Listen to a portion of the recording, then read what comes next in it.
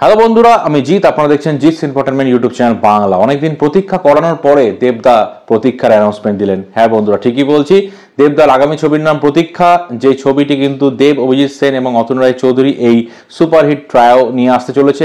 এখানে মিঠুন চক্রবর্তী এবং দেব অভিনয় করবেন বাবা এবং ছেলের ভূমিকায়, এবং হিরোইন হিসেবে থাকবেন তাসনিয়া ফারিন। তিনি বাংলাদেশের অভিনেত্রী এবং দেবদা হয়তো বাংলাদেশের বক্স অফিসকে টার্গেট করছেন বলে আমার মনে হচ্ছে।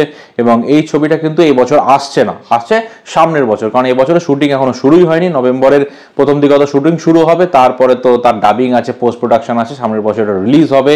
এবং এই ছবিটা কিন্তু আশা করা যাচ্ছে তাদের আগের ছবিগুলোর মতোই সুপারহিট বা ব্লকবাস্টার হবে।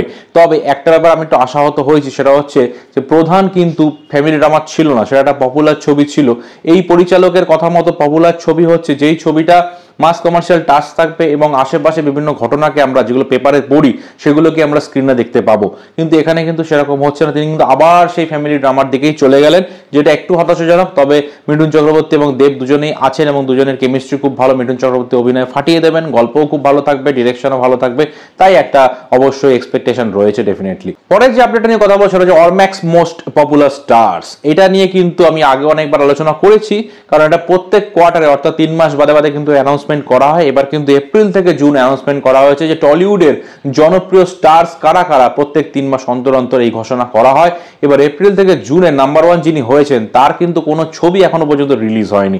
এটাই হচ্ছে অবাক হওয়ার ব্যাপার, কারণ তার আগের বছরের সবকটা ছবি কিন্তু সফল ছিল, সে কারণে তিনি এবছরও নাম্বার 1। তিনি হচ্ছেন দেব। অরম্যাক্স মোস্ট পপুলার স্টার্স নাম্বার 1-এ আছেন দেব। তারপরেই রয়েছেন এবছর যিনি সুপারহিট ছবি উপহার দিয়েছেন বুমেরাং, সুপারস্টার জিৎ, তিনি কিন্তু রয়েছেন নাম্বার 2 পজিশনে। এবং অবশ্যই জিৎকে আরো বেশ কিছু ভাবে সুপারহিট ব্লকবাস্টার দিতে হবে, তাহলেই তিনি কিন্তু নাম্বার 1 পজিশনটা ফিরে পাবেন। পরের যিনি রয়েছেন 3 নম্বর পজিশনে, তিনি কিন্তু নানাদার দেন আবির চট্টোপাধ্যায়। আগের বছর তিনি কিন্তু দারুণ একটা সফল ছবি উপহার দিয়েছিলেন, সেটা হচ্ছে রক্তবীজ। সেটা দুর্দান্ত চলেছিল। এবছরে যদিও তার ছবিগুলো সেরকমভাবে পারফর্ম করেনি বক্স অফিসে, কিন্তু গত বছর ফাটাফাটি রক্তবীজ দুটো ছবি কিন্তু ফাটিয়ে দিয়েছিল, তাই তিনি নাম্বার 3 পজিশনে আছেন। এবং নাম্বার 4-এ যিনি আছেন তিনি তো আমাদের সবার প্রিয় বুমবাদা। অবশ্যই তার এবছরে অযোগ্য ব্লকবাস্টার হয়েছে। গত বছর তিনি দশম অবতার দিয়েছিলেন, প্রচন্ড সফল ছবি, তাই তিনি নাম্বার 4-এ আছেন। এবং নাম্বার 5-এ আছেন পরমব্রত চট্টোপাধ্যায়। কিন্তু তিনি কেন আছেন আমিও জানি না, আপনারা যদি জানেন অবশ্যই কমেন্ট করে জানাবেন। সো অরম্যাক্স মোস্ট পপুলার স্টার সম্বন্ধে আমি আপনাদের জানিয়ে দিলাম। আপনাদের কি মতামত আপনি অবশ্যই কমেন্ট করে জানাবেন। Last but not the least যেটা নিয়ে কথা বলবো সেটা হচ্ছে পুষ্পা 2 কে নিয়ে। পুষ্পা 2 ছবিটা কিন্তু পোস্টপন হয়েছে, আপনারা জানেন। এবং পোস্টপন হওয়ার পিছনে আমি কারণ বলেছিলাম, খুব মজাদার কারণ, সেটা হচ্ছে আল্লু অর্জুন দাড়ি কেটে ফেলেছিলেন এবং তার যে ডিরেক্টর তিনিও সম্ভবত দেশে ছিলেন না।